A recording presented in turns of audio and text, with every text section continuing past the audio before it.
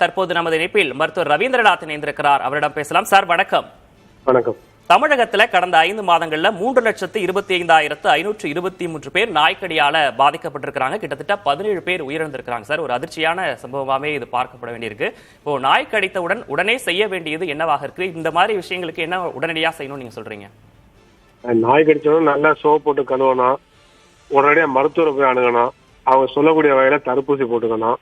சில பேர் இம்யூனோகுளோபின் சேர்ந்து போடுற மாதிரி இருக்கும். அந்த மாதிரி இருந்தாங்க மருத்துவர் சொல்றபடி அதை போட்டுக்கணும். தமிழ்நாட்டில் உள்ள அனைத்து அரசு மருத்துவ ஆரம்ப சுகாதாரங்களையும் நாய்கடிக்கான தடுப்பூசி இருக்கு. தடுப்பூசி தவிர அதுக்கு தீர்வே கிடையாது. நாய்கடி நோய் வந்துருச்சுனாக்க, வெறி நோய் வந்துருச்சுனாக்க அதை காப்பாற்ற முடியாது. ஏன்னா வராம தடுக்கிறது தான் புத்திசாலித்தனம். அதே போல மக்கள் மத்தியில் வீட்டு நாய் தான் கடிச்சிருச்சு, அதனால ஒன்றும் செய்யாது அப்படி ஒரு நம்பிக்கை இருக்கு. சில பேர் சின்ன நாய் குட்டியா இருக்கும், அந்த குட்டி கடிச்சிருக்கும், உடனே சின்ன குட்டி தான் ஒன்றும் செய்யாதுன்னு பல பேர் நினைப்பாங்க. அப்புறம் சில பேருக்கு நாய் சில பேருக்கு நக்கிரும்.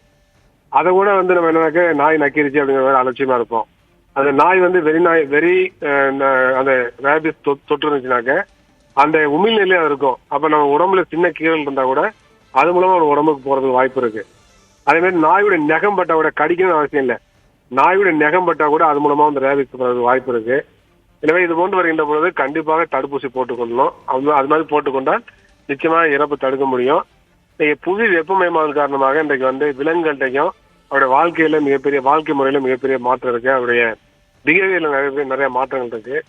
அதனாலதான் நாய்க்கடி இன்னைக்கு அதிகரிக்கிறதுக்கு காரணமா மிக முக்கியமான காரணங்கள் அதே ஒன்றா சொல்றாங்க. எனவே அந்த அடிப்படையில் நம்ம அதெல்லாம் பார்க்க வேண்டிய அவசியம் இருக்கு. அதுக்கடுத்து வீட்டுல இப்ப ஏற்கனவே மாநகராட்சியில சொல்லியிருக்காங்க, வீட்டுல வளர்க்கக்கூடிய நாய்களுக்கு வெளியில போடுறப்ப அந்த வாயில அந்த கூடு போட்டு போகணும். அது போட்டு போனாக்க மற்றவங்க கடிக்காது. ஆனா ஏற்கனவே வளர்க்கக்கூடிய நாய் கூட வெளியில கூட்டு போறப்ப மற்றவங்களை பாஞ்சு கடிக்கலாம் பார்க்கணும். சென்னையில மிகப்பெரிய பிரச்சனையா இருக்கு, பல இடங்களில் பிரச்சனையா இருக்கு. குழந்தைகளை தனியா அனுப்பக்கூடாது, குழந்தைகளே கூட்டா சேர்ந்து நாயெல்லாம் கடிக்கிறதெல்லாம் பார்க்கிறோம். எனவே பொதுமக்கள் எச்சரிக்கையோடு இந்த நாய்களிலும் தங்களை காப்பாற்றிக் கொள்ள வேண்டும்னு நான் கேட்டுக்கொள்கின்றேன். சார், கடந்த காலங்களில் இல்லாத அளவுக்கு மிகப்பெரிய ஒரு அச்சுறுத்தலாகவே இப்போ இது மாறி இருக்கு சார். இதற்கு என்ன காரணமா இருக்குன்னு நினைக்கிறீங்க? இதுல இருந்து தற்காத்துக் கொள்வதற்கு வேற என்னென்ன விஷயங்களை சார் மேற்கொள்ள வேண்டியிருக்கும்? இல்ல, அதான் புதிய வெப்பமயமாதல் ஒரு முக்கியமான காரணமா சொல்றாங்க. அப்ப அது பல்வேறு விலங்குகள்டையும் அதோடைய நடத்தையில மாற்றங்கள், பிஹேவியர்ல மாற்றங்கள் உருவாக்கியிருக்குன்னு சொல்றாங்க. அதே போல மிக முக்கியமாக நீர்ச்சத்து குறைவு, உணவு கிடைக்காது, இரிட்டேஷன், இந்த மாதிரி பல்வேறு காரணங்கள் இருக்கு. ஓவர் கிரௌடிங், இந்த மாதிரி பல்வேறு காரணங்கள் இருக்கு. அப்ப அந்த மாதிரி இருக்கிறப்ப நம்ம இது பண்ணணும். அதே மாதிரி தெருநாய்களுக்கு உணவு அளிக்கிறது கூடாது. தெருநாய்கள் அதை உரிய முறையில மாநகராட்சி இன்ஃபார்ம் பண்ணி அவன் அதுக்கான பல இடங்களில் மையங்கள் உருவாக்குறாங்க. அந்த மையங்களை அதை கொண்டு போய் சேர்க்க வேண்டிய பொறுப்பு இருக்கு. அவர் நாய்களுக்கான கருத்தடை இருக்கு, அந்த கருத்தடை கண்டிப்பா செய்யணும்.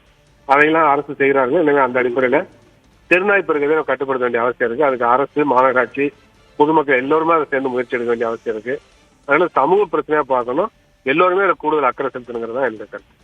சமூக பிரச்சனையாக கூடுதல் அக்கறையோடு இதுல செயல்பட வேண்டியது அவசியம் என்று குறிப்பிட்டிருக்கீங்க. இணைப்பில் பேசியமைக்காக நன்றி சார்.